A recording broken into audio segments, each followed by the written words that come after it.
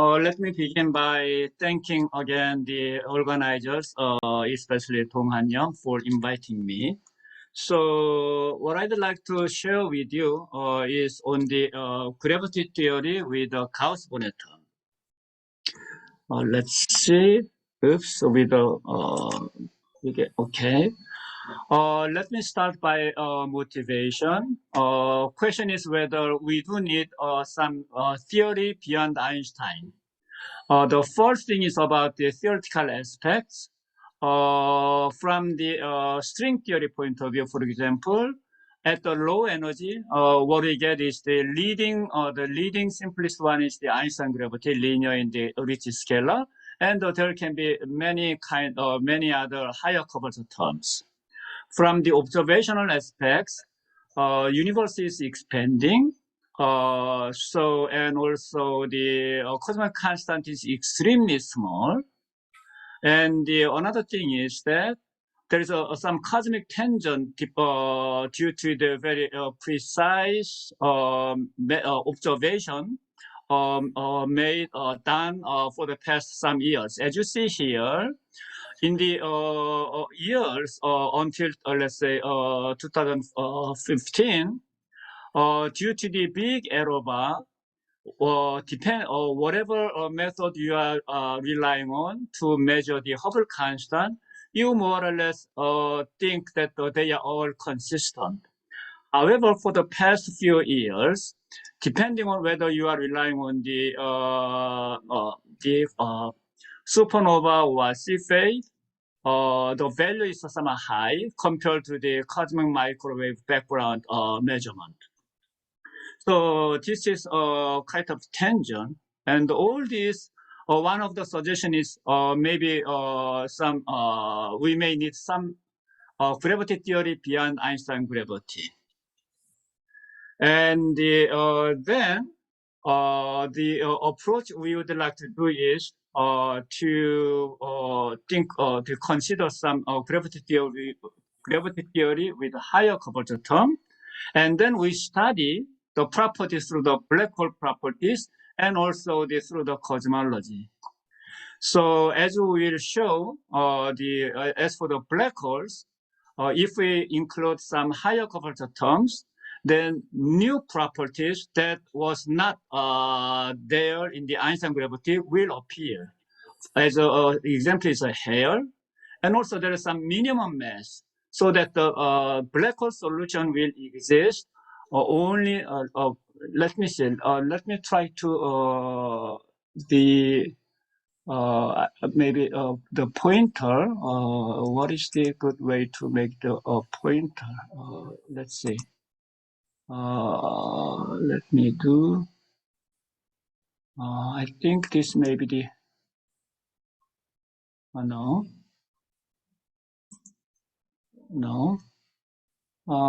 There I'd like to make the pointer in some colored form. I think I knew how, I used to know how to do it, but the I don't know. I forgot. Okay, anyway, so okay, let's do this way. So there is some minimum mass. Only above the minimum mass, black hole solution exists. Of course, in the Einstein gravity, there is no limit. In other words, the minimum mass for the existence of black hole is up to 0. Any arbitrary mass can form black hole, at least mathematically. So the natural question is that then what would be the happening below this minimum matter? Is it kind of some solitonic star or something? Those are not well known. And then what is the phase here? What is happening here? Are there some instability of the black holes near there? Many questions. These are totally new aspects. So then I will just say something about some instability. And also the question of the hope is that there will be some merger or collision of the black holes or the bubbles. Then depending on the gravity theory, the gravitational wave spectrum may be different. So as we have a more precise measurement, that may give some clue for the vector gravity theory. The second thing is through the cosmological effects. In this presentation, especially in the early universe, during the inflation, so we'll consider some properties. And the next thing is that, so this the presentation will be after this motivation. I'll just mention very briefly some Horondesky theory, class of theory. Then, as a simplest example of this Horondesky theory, I'll focus on the Dilaton-Einstein-Gauss-Bonnet, DEGB theory. And then first, I'll just summarize the black hole properties. Then the next one is the cosmological implication, and then I will summarize. First, Horondesky theory. There is a so-called Lovelock theorem that will be applying to the dimension 4 and the second order equation of motion. So then, according to that theorem, Einstein equation is the only possible second order equations if we rely on only from the metric. This can be generalized to the Lovelock theory in any dimension, in higher dimension. Then there are some special form of the Lagrangian. In the 4 dimension, it's a linear in Einstein rich scalar.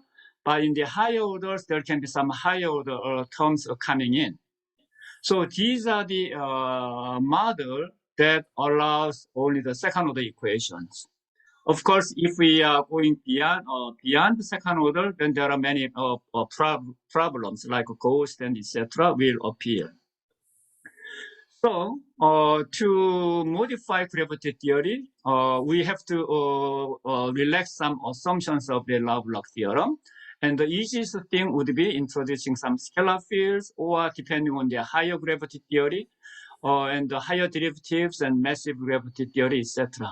So all these are also equivalent to introducing new degree freedom. For example, by giving some mass to the graviton, they will allow also longitudinal mode of the graviton. So that's a new degree of freedom.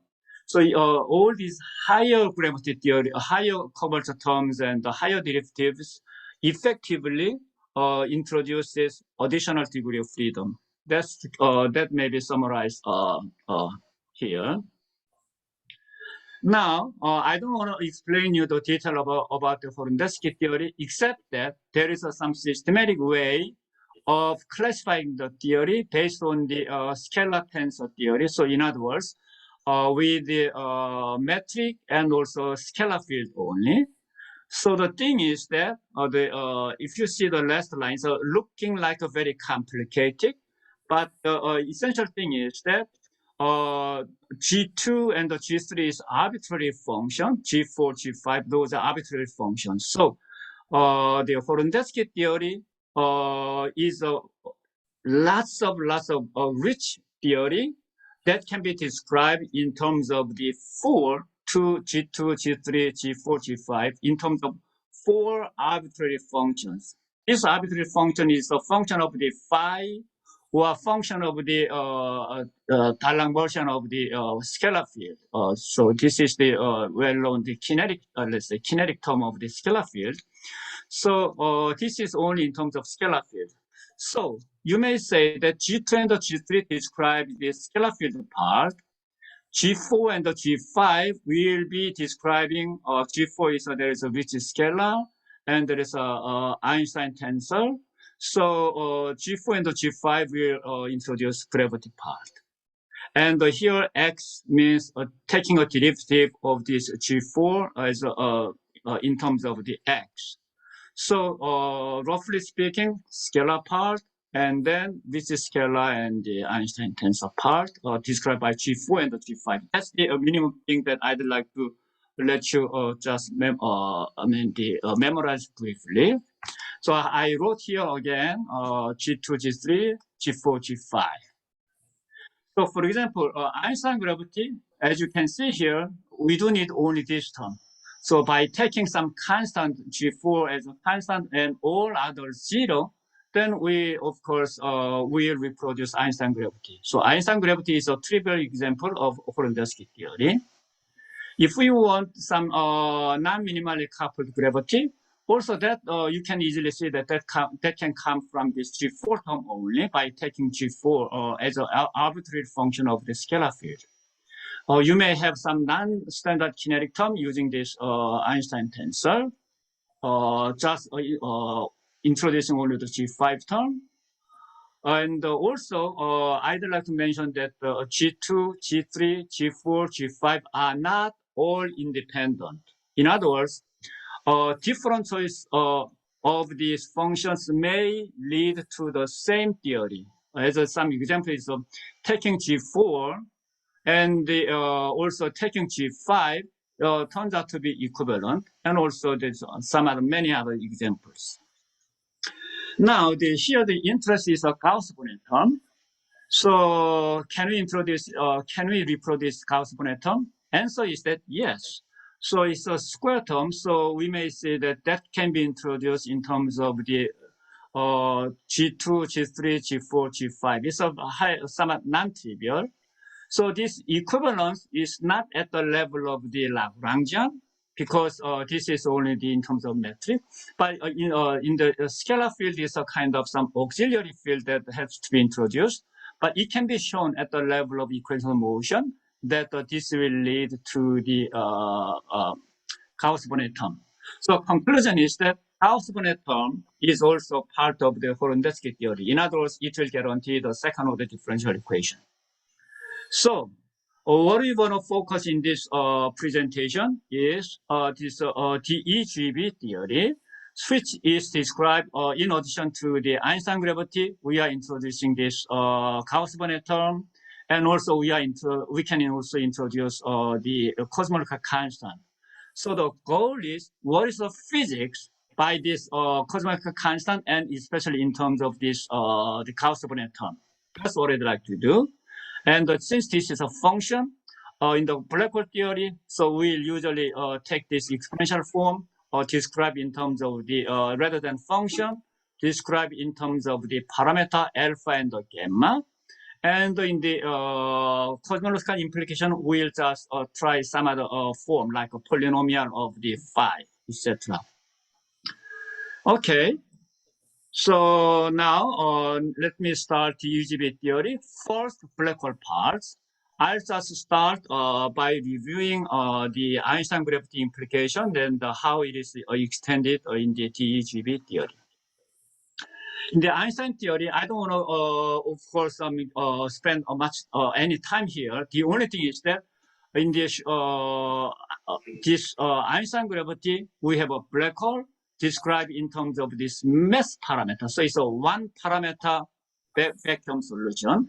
And as a result, also phi equal to constant is the solution. In other words, no hair. So we have a no hair described in terms of the mass. And the temperature, horizon, everything is in terms of the mass. And so to emphasize, there is no minimum mass. Any mass, as long as it is positive, it's quite okay. That's a black hole. No minimum mass, and also no hair. That's what I'd like to make sure again. Okay. Since we will say a little bit about entropy, let me just, by testing, mention about the entropy described in terms of the area, let's say. Usually, this is a thermodynamic first law. And the entropy is essentially number of configuration. So as energy is increasing, we have more and more quantum states. That's what is happening in the regular physics, like condensed matters or many atomic nuclear systems, and etc. And then we have some stability issues, and usually stability issue means usually second derivative of some thermodynamic potential. So that's in terms, one of the examples is specific heat capacity. So as long as heat capacity is positive, that's some stable thermodynamic system. How about the black hole in that sense? So black hole has also the thermodynamic system. Here's some analogy correspondence. Entropy is in terms of the mass area. So mass is the energy. So entropy is proportional to energy squared. That's the thing. So here, entropy is a logarithm of the configuration. I wrote here, let's say, if we have a number of configuration growing as some polynomial, some power, then entropy is a logarithmic. So it's essentially energy to the 0th power. So much less than black hole entropy. If you think about some energy depending on the some constant to the power, then entropy is proportional to the energy, and then it's still smaller than energy squared. So much less than the black hole entropy. If you have some factorial, which is very, very fastly growing function of the energy, so it's energy to the energy power. Still, if you take the logarithm, which is entropy, it's energy times log, which is still less than the energy squared. So whatever system you consider is slowly growing than the black hole entropy. So in terms of the stability, you see that this is the reason why you see some instabilities in terms of this. So the black hole entropy is very, very peculiar. It's not easily realizable in terms of the meta system. Now let's move on to the ADS black hole. So it's a warm up for the cosmological constant term. Then the conclusion is that here the same thing. Any mass, so the solution will be described in terms of the mass also. There is here. Then the typical thing, the new thing is that there's two branches, a so-called small black hole and a large black hole. Small black hole is the usual thing, similar to the Schwarzschild case, and the large black hole is somewhat a new aspect coming due to this cosmological constant. That's the only thing I'd like to mention as a review. Now, just as a warm-up, what if we introduce Gauss-Bonnet term but with a constant coefficient? Then everybody knows that this is topological, so it does not change any equation of motion. So at the level of the equations, nothing changes, so solution does not change. However, since it is a surface term and it's not affecting equation of motion, however, that seems to be contributing to the entropy, and it will influence stability. Now, with this warm-up, can you understand this one? Still somewhat complicated. So this is the action of cosmological constant and also the Gauss-Bonnet term. Then Einstein equation will have some extra pieces written in red colors, and the scalar field equation has also extra pieces here. Let me mention that if gamma equal to 0, coefficient is constant. So this one is reducing to the Einstein-Gauss-Bonnet theory. So this becomes topological. And the gamma can be positive or negative, but without loss of any generality due to the symmetry, we can say that gamma will always choose positive without loss of any generality. Alpha, for the magnitude, we can rescale it so that as for non-zero alpha, size of the alpha is related to the scaling property. So it's not essential physics. Then the only remaining physics on alpha is the signature, positive or negative. So that's the physics that I'd like to explain. Now, after all the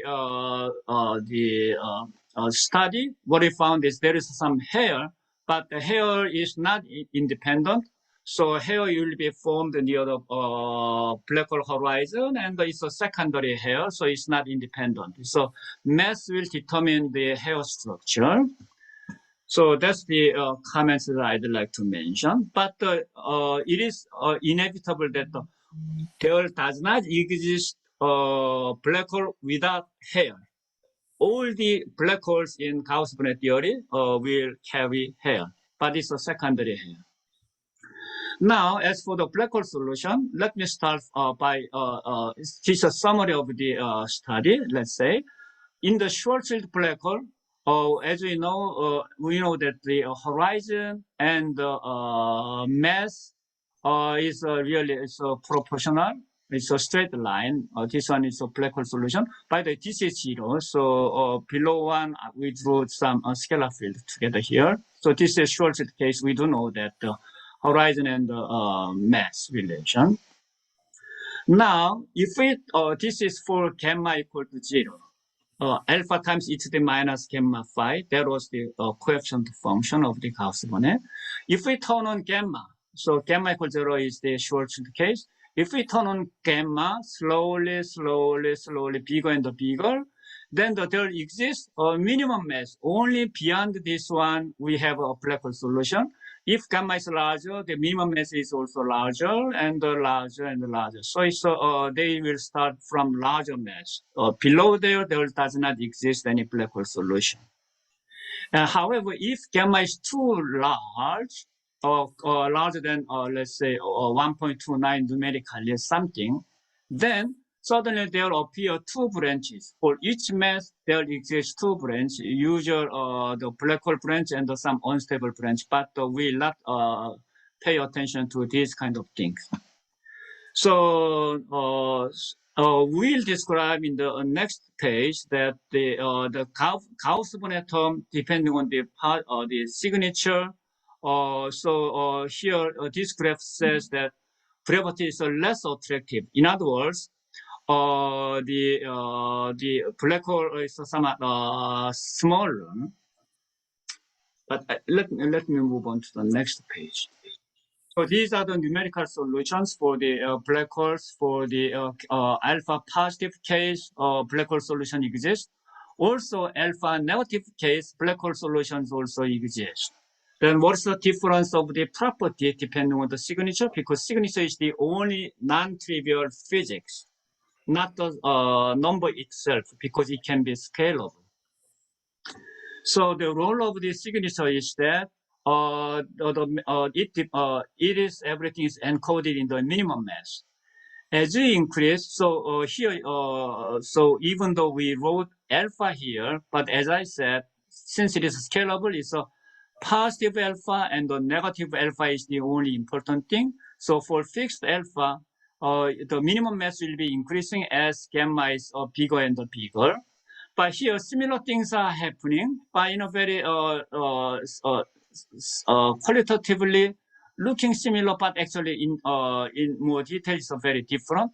So at least what you can say is the minimum mass is getting smaller. So that's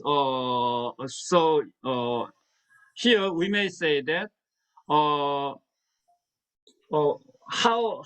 can we understand black hole? Well, gravity is attractive, so it will just shrink everything and into singularity and make inside the horizon. But if let's assume that if there is some very strongly repulsive force, then it will be against forming black holes. So that for this very tiny, so smaller and smaller mass, black hole attractiveness will be smaller and smaller because the attractive character will be dependent on the mass. So we may say that the Gauss-Bonnet term makes gravity less attractive. So if the black hole is too small, smaller than some critical mass, then gravity is not attractive enough to form black hole. That's what we interpret the numerical solutions. So it makes gravity less attractive compared to the Einstein gravity theory. So that's why we have minimum mass. However, if we change the sign, it makes relatively more attractive than positive case. So that's why the minimum mass is still exists, but smaller. So it can form black hole even for the much smaller black holes. That's the interpretation of the signature of the alpha, sign of the Gauss-Bonnet term. Now, Also, we studied here as a function of gamma. So if gamma is increasing, then we are having more and more stronger Gauss-Bonnet term effects. Then the minimum mass will be, let's say,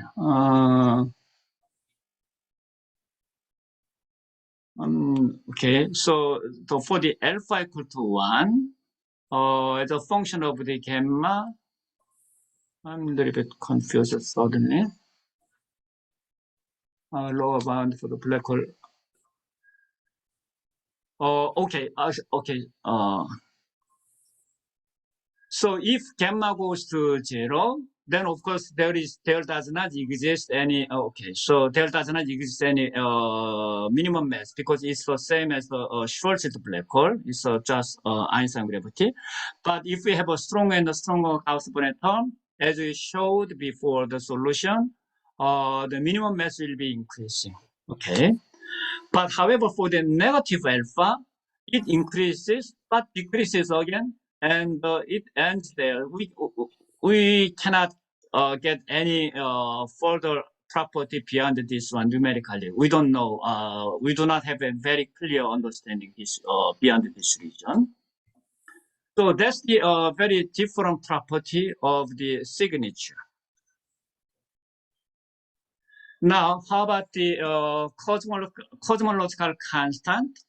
For the negative one, then we studied and showed that still there exists minimum mass.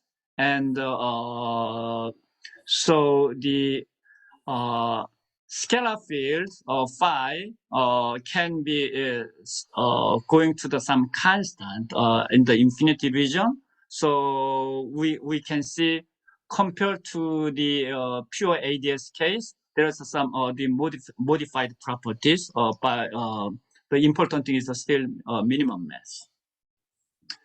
And for the genetic case, still we have been working on. It's more complicated. Usually for the genetic cosmological constant in the presence of the Gauss-Bonnet term, the scalar field is keep increasing, either positive or negative side. So that makes effectively cosmological constant divergent. So there is some problem in understanding. We are struggling. However, we found that for some special subset of parameters, this small lambda is related to cosmological constant, and the gamma is related to the coefficient of the Gauss-Bonnet term. If they are satisfying some relation, then since scalar field will be approaching constant, constant means Gauss-Bonnet term does not play a role in the infinity usually. Then we have only the modification or effect of the Gauss-Bonnet term in the final region, and we have well-behaving black hole solutions. At this moment, we can report only up to there. Now, let me also very briefly mention no-hair theorem. So we may characterize that in proving no-hair theorem, one approach is using integral constraint. So you just get some constant equation starting from the equation of motion. And then the partial integration will just with a vanishing boundary term. Then you have this part, and as you can see, this. So if we change the sign, then so we may write this way. This is positive, and this is also if this is also positive, then for it to be 0, the only solution is that phi should be vanishing. So that means no hair. So that kind of argument will give us the no-hair theorem. So it's essentially based on the integral constraint. Another argument is by studying energy momentum tensor. So here, as an example, if we take a look at the radial component TRR, near horizon is a negative. and the asymptote region is a positive, it's a negative, positive. But you can show that the derivative or slope of this guy should be always decreasing. So starting from the negative value, keep decreasing, but you have to end up to the positive value. It's not possible. It's a contradiction. So by this kind of argument, you may say that, okay, so there cannot exist any hair. That's so this is the two ways of proving proving the no hair theorem. Now, since we said that in the DEGB theory there should be hair, then the question is how to evade the no hair theorem. So let me first start from the energy momentum tensor analysis. Then from the analysis of the energy momentum tensors, you can see that the radial component is positive and it's increasing. So starting from the positive value to positive value by decreasing, you can get a solution. So there is no problem and everything is finite. So without any contradiction, it does not contradict with the no hair theorem. That's the way of evading. That's the way of allowing presence of hair. Even though there is a hair, there is no problem in the signature of the energy momentum tensor. There is no such thing. Now, another thing what we did a little bit is through the integral constraint. Kanti et al. They just showed based on this one that it's okay for the hair to exist, but it applies because this one is positive. This one will depend on the signature of this function. So the argument will be if this is a negative, then positive, there's a problem. But if this is positive, then positive minus positive, you can easily make 0. So Kanti's argument applies only for alpha positive case, because in that case, this is positive quantity. F was, by the way, alpha times e to the minus gamma phi in our case. So the approach, what we did was that rather than this one, by making it as an exponential function, we have some similar thing. So then we have here a positive minus positive, and since it's an exponential form, this argument does not depend on the signature. So always you may say that it is consistent. Having hair is consistent. There is no contradiction in the through the integral constraints. That way was shown, and you may hear a little bit more tomorrow by Miyok's talk, in Miyok's talks, I guess. Now, as for the stability of DEGB theory, so we'd like to consider some fragmentation. Let me just jump into that part directly. The question we'd like to raise is that we observed that the two black holes will merge into a single black hole. We already observed that then there is through the merging process, there's a gravitational wave that we have observed. Question is, can single black hole be splitting into two black holes? Can the black hole be fragmented into the multiple black holes? So we do know that in Einstein gravity theory, it does not happen. Why? It's a thermodynamic entropy argument. So we compare the entropy of this one and this one, and we'll see that merging will give bigger entropy. This single large black hole has bigger entropy because it's a mass square. So they will make entropy bigger by merging process in the Einstein gravity theory. But is it true? Even if we have a Gauss-Bonnet term?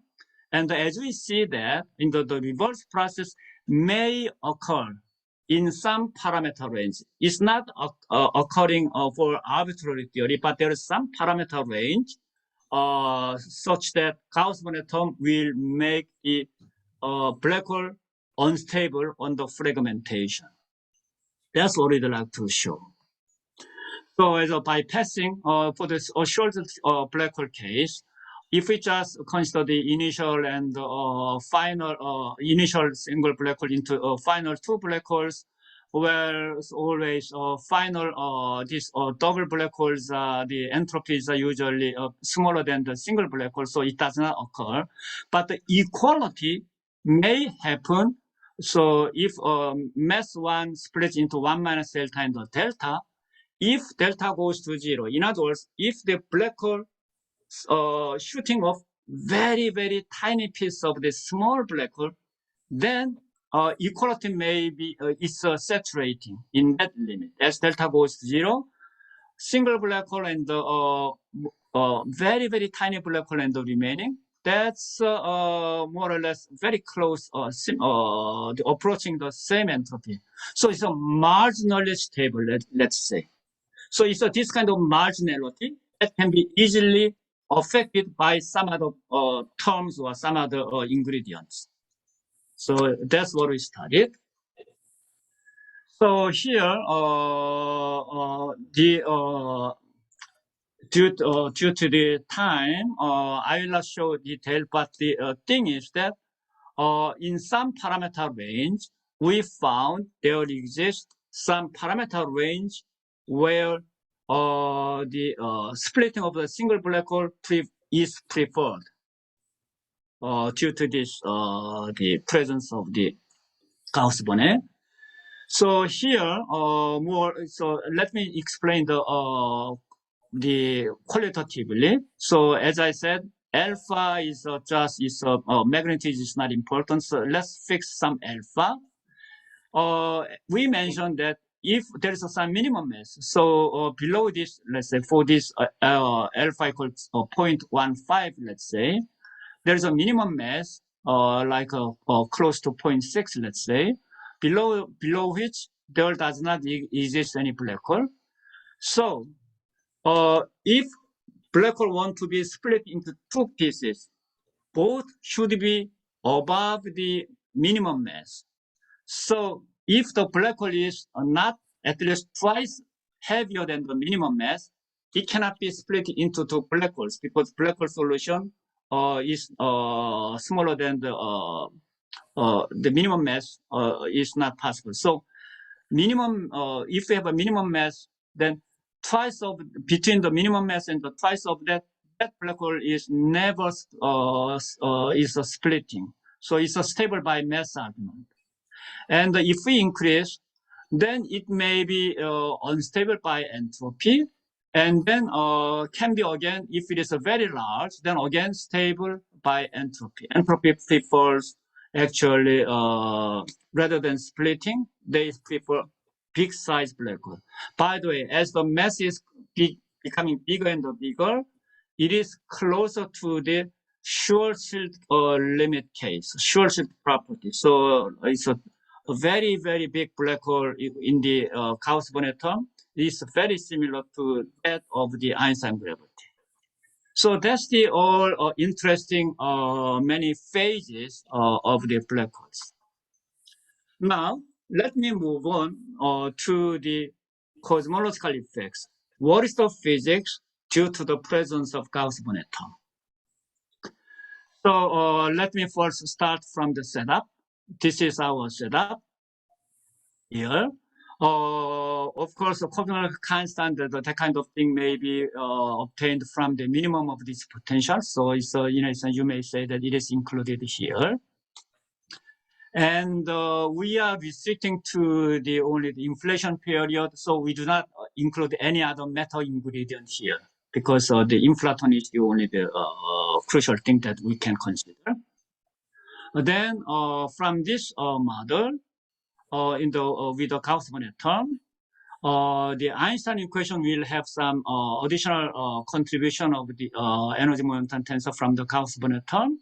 And also scalar field will also have a contribution coming from this Gauss-Bonnet term. So in the Friedman universe case, we may rewrite equations in terms of the Hubble constant or Hubble parameter, let's say. Then there is always some extra pieces. Okay, so maybe this one is the energy density. So we may write in terms of energy density and the covers terms and then extra piece. And the acceleration part is described in terms of the energy and the pressure and the covers term and then extra pieces. And also for the dilaton case, let's say the inflaton case, let's say we have some additional piece. The acceleration, usually we have energy density plus 3 times pressure, but it also carries some extra pieces. So it will all affect acceleration of, including the acceleration of the universe, and so in general, it will change the aspects of the inflation stage. That's what we'd like to study a little bit more.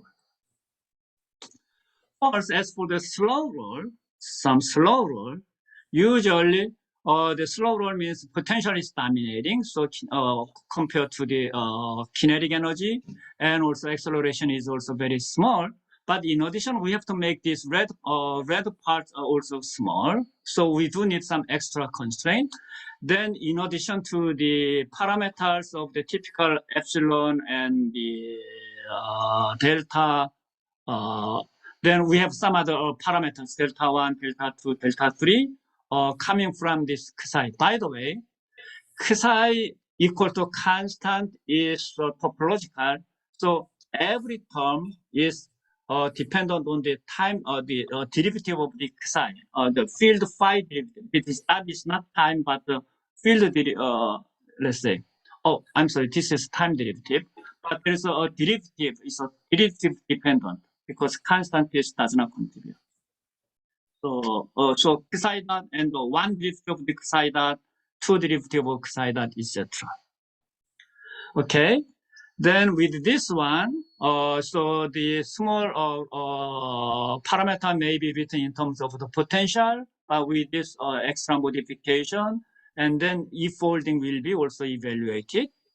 Then based by numerically solving, what we found is that in one sentence, the Gauss-Bonnet term will make E-folding shorter. So let's say black line is the without any Gauss-Bonnet term. If we keep increase Gauss-Bonnet term, if E-folding is getting smaller, or if we increase further, then the E-folding is getting much smaller.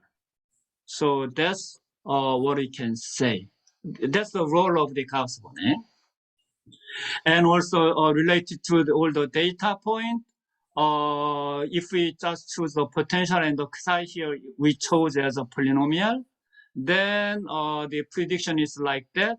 So to everything will be wrapped up that the depending on the parameters of this n and the psi 0 and v0, to be consistent observation, let's say for example these are off that the observation, and this is also barely okay, but this seems very reasonable. So there is a parameter range for each potentials, which may be consistent with the present observation. Now, let me just move on to the other topic. Here the question is that usually in the inflation model, we start from the potential energy. So if we are given potential, then based on the potential, we construct the spectral index and the scalar to tensor ratio. That's this direction. Starting from potential, we get everything. So what is the potential? Then we can calculate. That's the way. Now, observation is not the potential, but the scattering, kind of scattering like data. So this one is the observation data.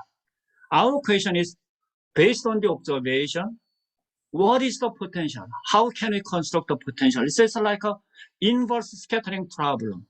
If we are given potential, we know the scattering cross-section and the scattering data.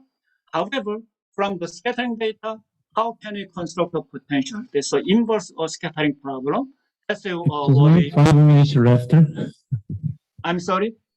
5 minutes left. Okay, thank you. I hope I can make it. Then for the specific model, we showed that we can do that. And but here, interesting thing is that actually there can be some, depending on the parameter, if the potential we constructed, maybe rather than this only the flat and the rolling potential, there may be some bump showing up here. If we increase the alpha further and further, there's some bump appearing, but still slow rolling.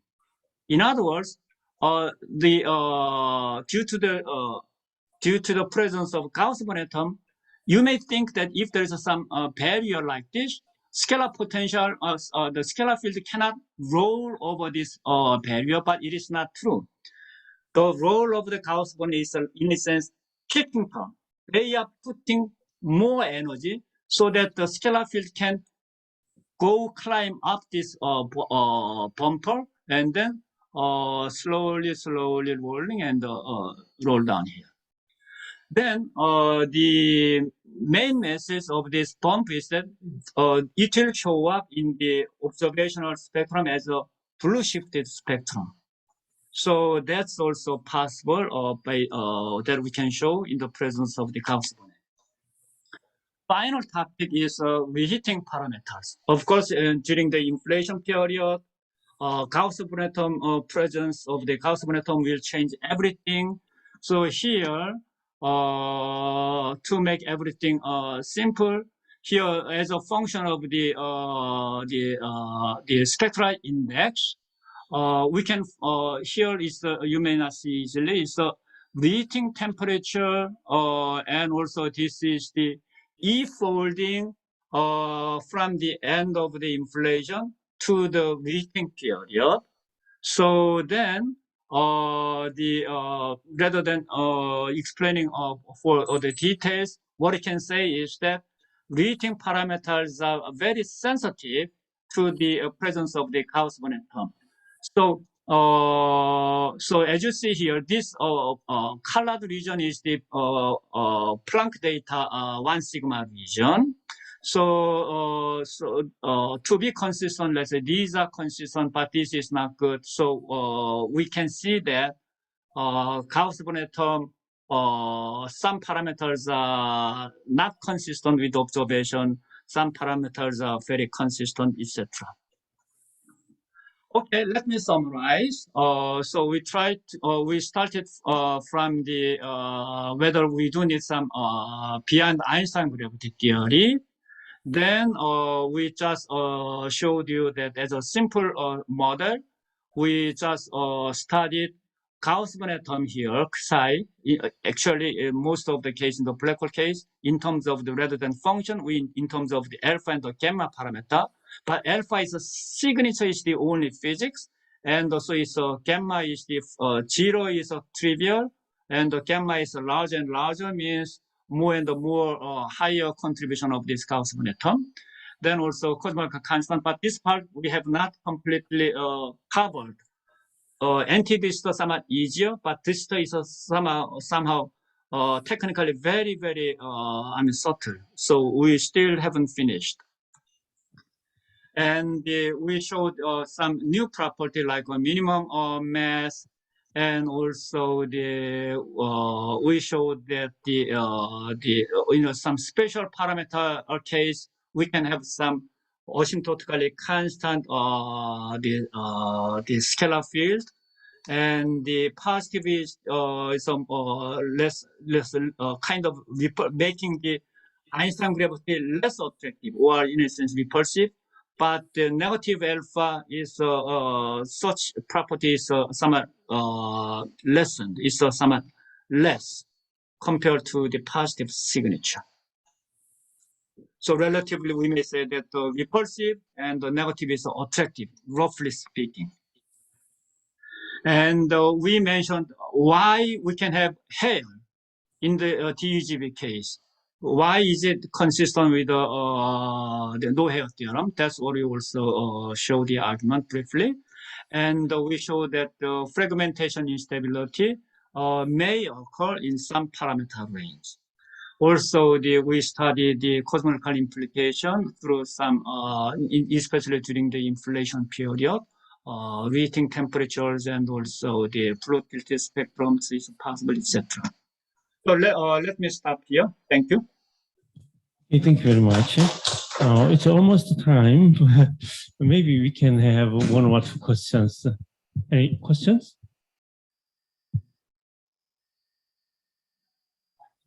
Okay. Oh. Okay, excuse me, I have one question. Could you show me the previous slide? Which part? The second from the last. Second from the last. Here. Yeah, here. Actually, you mentioned about the less attractive and more attractive.